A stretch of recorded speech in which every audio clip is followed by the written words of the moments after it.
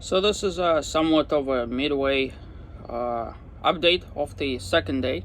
I started off my trip in Oasis in Alabama. Spent the night. Beautiful, gorgeous. Uh, Considering that I was tired and all that stuff, much needed rest. Um, I had two options on this trip. One would be to basically do like a 3 day stint where you do 700 miles, 700 miles, 700 miles. But that is one hell of an ask if you have to drive something like that. In my particular case, what ended up happening is I chose the preferred option, which is the 4 days. So I am doing about 500 and change every single day. Hopefully getting to where I need to get. So this day so far has gone decent. If you don't count the perpetual rain, I got hit by there's this weird cyclone rain system that just spirals in. So after I left Mobile, which if you have to drive your RV through Mobile, even if you just driving by, it is a pain, but is what it is. So it started to rain in Mobile, and then it just kind of got more and more complicated, and then all of a sudden it just stopped. And the my initial opinion of Alabama is, guys, you gotta like very seriously clean up your act. It's almost like every single house, it's almost mandatory over there for people to just be filmed on episode of Hoarders. It's just, the landscape is beautiful.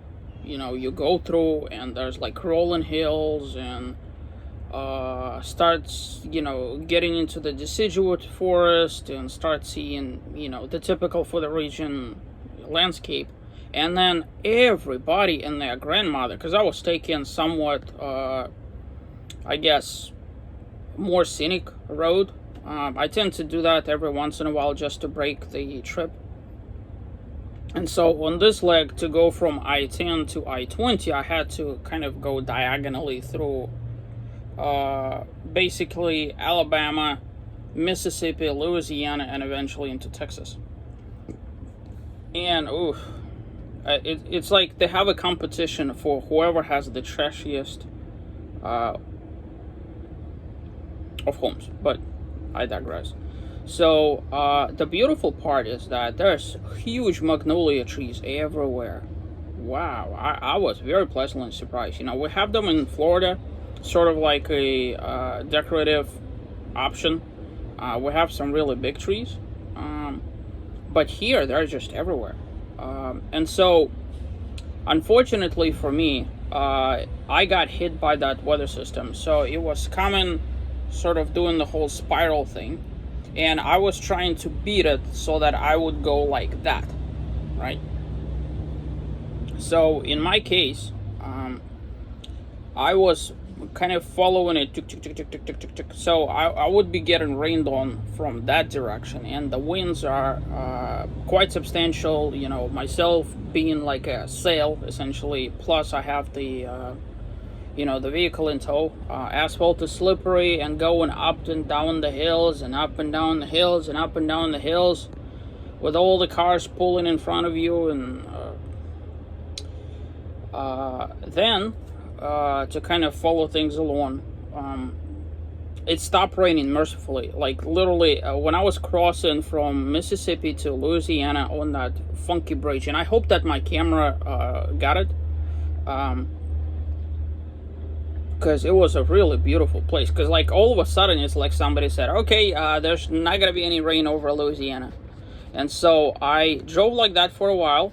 There's plains and just everything is flat, and at that point you're breathing a sigh of relief, because I've been climbing non-stop, like myself being a Florida man where the landscape is fairly straight and everything is flat.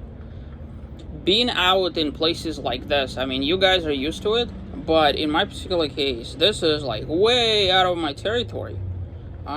If I had to gauge just how many thousands of feet I had to climb, I would say probably at least 12,000 feet so far.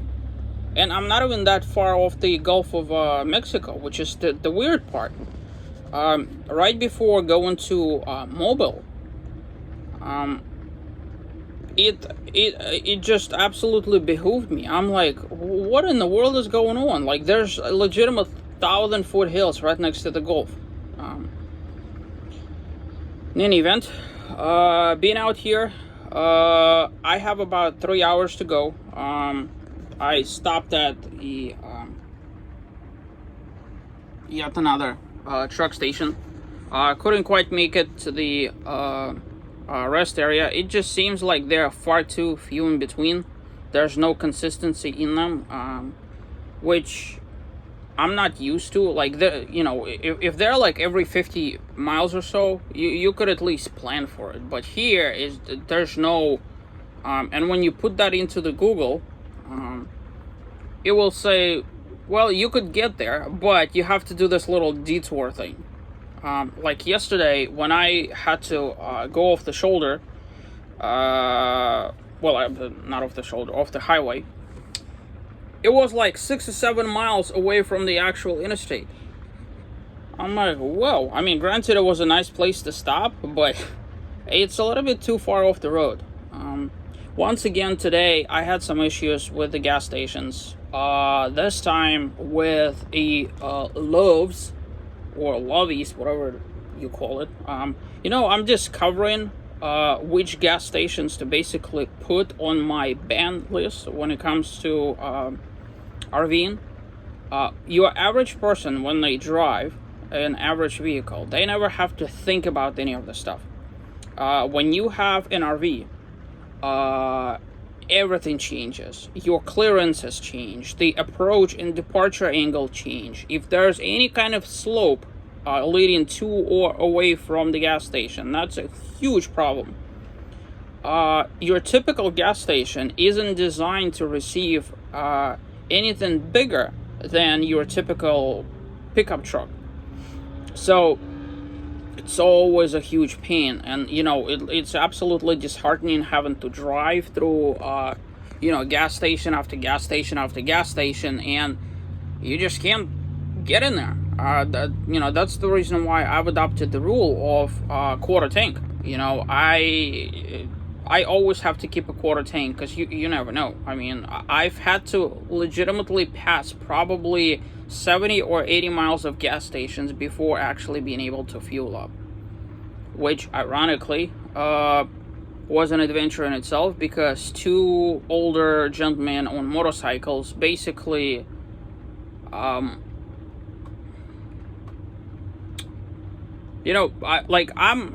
ride a motorcycle. I have a motorcycle license, my little 150cc scooter that I ride, and at least I give the courtesy to other people. I'm finding as time goes by that people on cruisers, it's those weird bulky sort of, they look like an old Lincoln sort of sedan type thing, have like all those bulky things all across. Typically ridden by people above 60 who really don't care about any. So it took them 15 minutes to finish their conversation, put on gloves and helmets and everything like that. And I'm sitting over there, I'm like, well, I'm blocking everybody. Nobody could leave, nobody could come. And I can't move because I'm already stuck in this weird formation. And here's another thing. A lot of those of you that travel with RVs, a lot of gas stations, like for example, you'll see a section for the like regular vehicles and then the trucks. Well, you're like, okay, well, I'm low, so I'm just gonna pull into where the trucks go. Well, there's a problem.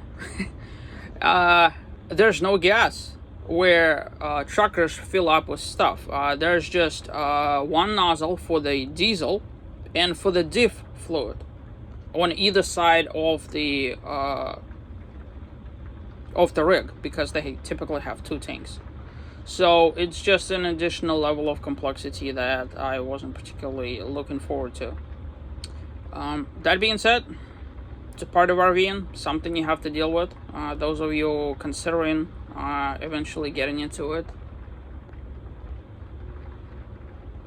So like I said, I have about 3 hours left to go. My next destination, I believe, don't quote me on that, is beginning of Texas. It should be the border, somewhere just past the border of Louisiana, I think, in Texas, or something in Texas.